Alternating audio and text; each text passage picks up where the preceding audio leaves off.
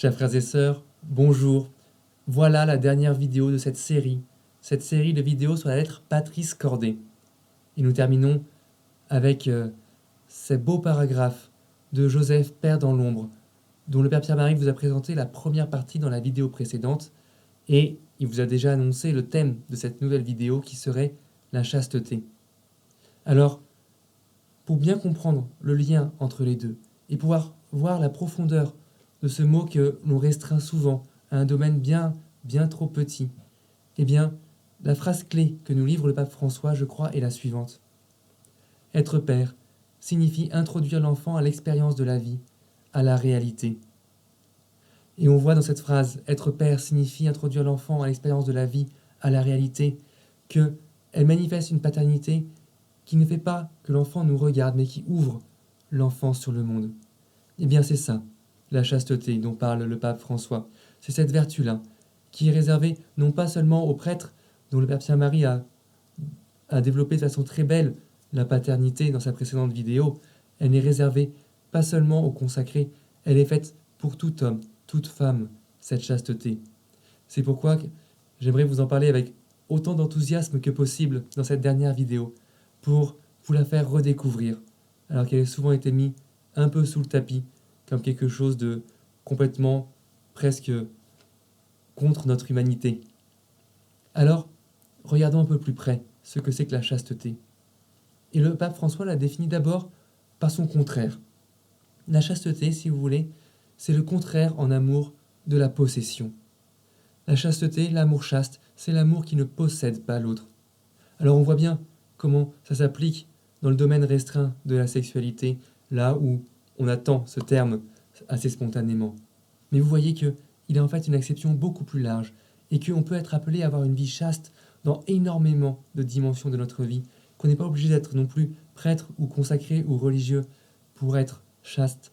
Nous sommes appelés dans toute notre vie à déployer cette vertu qui est si belle. Cette vertu qui est en fait le signe de l'amour même de Dieu. Dieu ne nous possède pas, Dieu nous aime d'un amour chaste. Oui, cet amour chaste, il est dans la logique profonde de l'amour.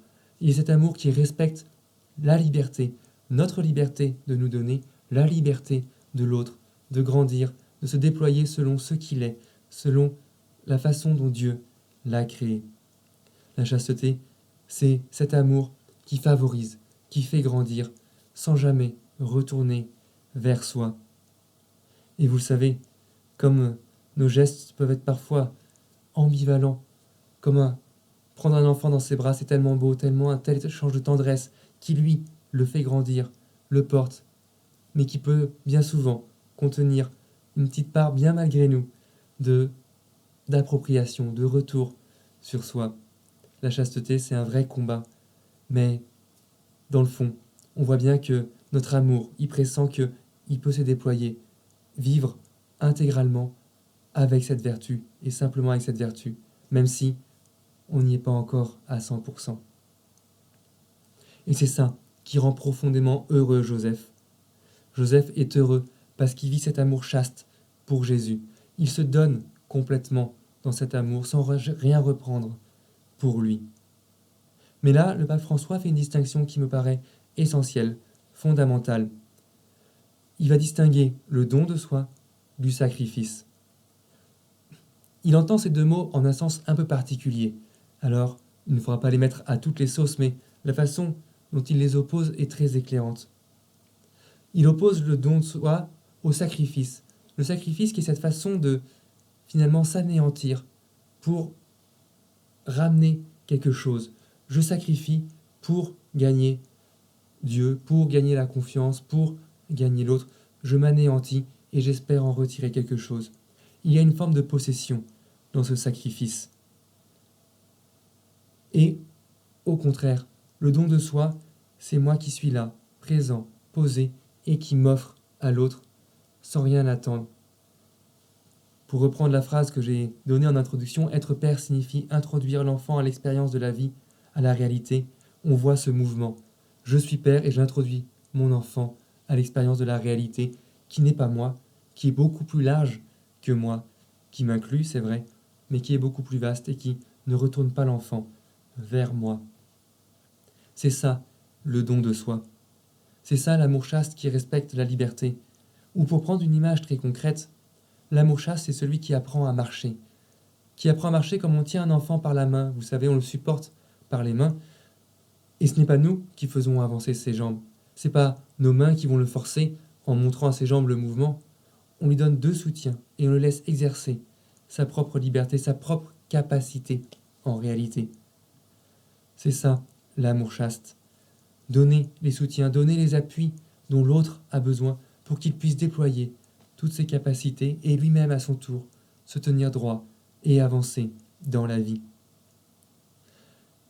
La différence donc entre le don de soi et le sacrifice, elle est là. C'est que je ne me réduis pas à rien pour faire avancer l'autre. Au contraire, je puise dans ce que je suis pour lui offrir les bons guides, les bons rails, les bons indicateurs afin de l'aider à progresser. Et quand je dis que je puise au fond de moi, ce n'est pas pour me vider petit à petit en allant chercher dans mes tripes et en creusant au fond de mes tripes. Quand je dis que je vais chercher au fond de moi, je vais chercher dans le véritable fond, là où Dieu est présent. Ce fameux puits sans fond où ma vie se renouvelle constamment et où du coup je peux la donner sans la perdre en réalité. Il est là, le don de soi. Et la chasteté, vous voyez, elle est liée à notre prière. Notre prière qui nous fait replonger au cœur de la vie même que Dieu fait jaillir au fond de nous, qui nous permet après, dans notre vie, de pouvoir nous donner aux autres, en ayant puisé largement dans ce trésor et sachant qu'on retournera y puiser pour transmettre cette vie même que Dieu nous donne. Et c'est ainsi que notre amour chaste respectera non seulement la liberté de l'autre, mais notre liberté, ce que nous sommes nous-mêmes. Et alors dans la paternité va se produire cette magnifique chose que vous expérimentez probablement au quotidien avec les enfants dont vous avez la charge, c'est que est père en fait, celui qui arrive à faire que l'autre révèle le mystère qu'il a au fond de lui. Un enfant nous émerveille toujours parce qu'il n'est jamais comme on l'a prévu. Le pape le dit dans cette belle phrase aussi, chaque enfant porte toujours avec soi un mystère, un inédit qui peut être révélé seulement avec l'aide d'un père qui respecte sa liberté. Cette phrase, elle est belle parce que, voilà, elle met en valeur toute la nouveauté, la fraîcheur de l'enfant. Mais elle rappelle ce point essentiel pour faire sortir, pour manifester cette valeur. Il faut un père. On ne peut pas le faire tout seul. Pour marcher, on a besoin d'un soutien pour apprendre à marcher. Pour se révéler qui on est donné à son tour, on a besoin de quelqu'un qui s'est donné pour nous, qui s'est donné à nous auparavant. Et alors, vous voyez que l'œuvre du Père, en fait, elle est appelée à disparaître au fur et à mesure. Le Père a rempli son œuvre de Père quand il est devenu, nous dit le pape avec des guillemets, inutile. Inutile parce que l'enfant est capable d'avancer dans la vie, marcher tout seul. Il a fini son rôle de père. C'est ça la chasteté aussi. Laisser son enfant partir en se disant ça y est, il marche. Et c'est dur, je crois. Vraiment, quand les enfants quittent le nid, on les voit un petit peu tituber et ça fait peur de les voir s'éloigner comme ça. On peut demander à Dieu à ce moment-là la grâce de la chasteté. Oui. Et alors nous serons toujours cette ombre du Père unique, le Père des cieux, parce que nous ne serons pas renvoyés à nous-mêmes, et nous aurons envoyé nos enfants dans le monde, à la recherche de ce monde, à la recherche de ce Père qui les a créés et qui les appelle. Chers frères et sœurs, en entrant dans cette semaine sainte, demandons cette grâce de la chasteté, que le Christ a exercé jusqu'au bout en donnant sa vie jusqu'au bout, sans jamais chercher à nous posséder. Que le Père exerce en donnant son Fils, en se donnant par son Fils, sans jamais, lui non plus, chercher à nous posséder.